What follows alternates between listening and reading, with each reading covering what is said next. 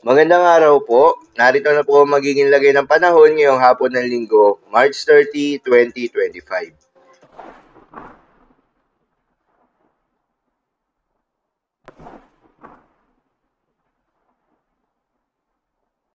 Sa kasalukuyan na tayo sa pag-asa, yung binabantayan na low pressure area sa loob ng Philippine Area of Responsibility ay patuloy na nakakaapekto sa may Western Visayas at Mimaropa.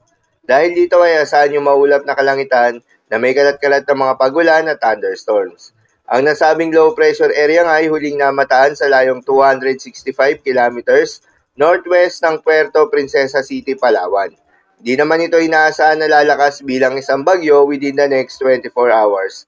Ngunit asahan na magdadala pa rin ito ng mataas na tsansa ng mga pag-ulan.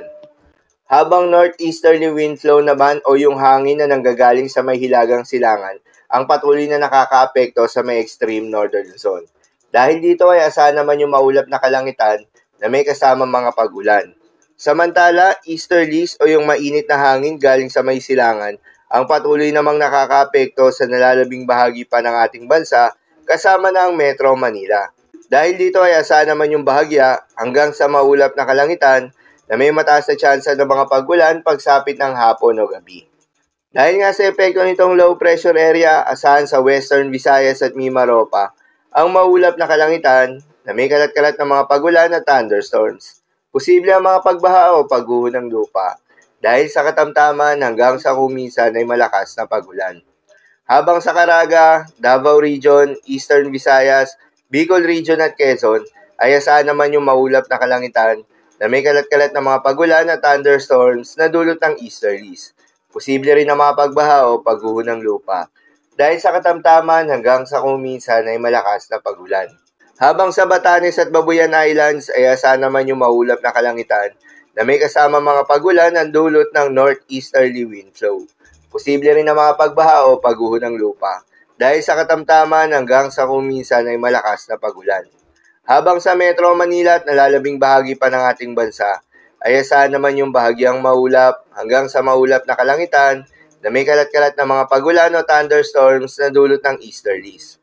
Posible rin na mga pagbaha o pagguho ng lupa during severe thunderstorms. Madalas nabobo ang mga thunderstorms na ito tuwing hapon o gabi na nagtatagal ng 1 hanggang 2 oras.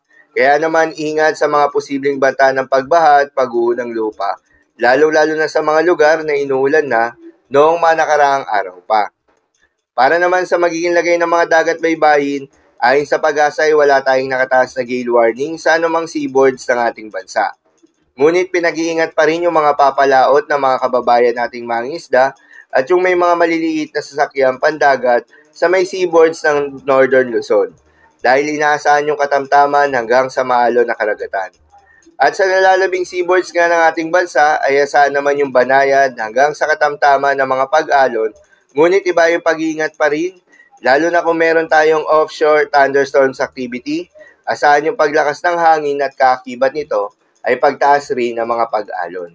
So, yun lamang po para sa lagay ng panahon ngayong araw ng linggo. Keep safe, everyone.